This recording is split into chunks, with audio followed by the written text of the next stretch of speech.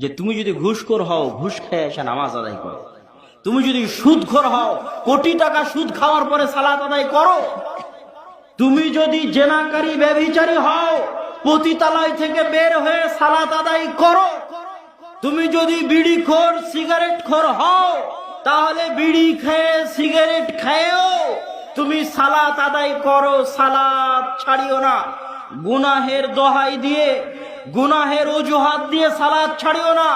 যত বড় পাপী হও, যত বড় গুনাহগার হও, যত বড় গুনাহগার হও, যত বড় পাপী হও, সালাত ছাড়িও না। কেন?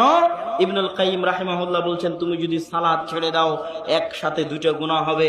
একে তো সুদ খাওয়ার গুনাহ, আর একটা হচ্ছে ওই সুদ খাওয়ার চাইতে লাখো গুণে কোটি গুণে বড় গুনাহ, সালাত ছেড়ে দেওয়ার গুনাহ। তুমি এখন বিড়ি খালা, এই বিড়ি খাওয়ার গুনাহ এর চাইতে হাজার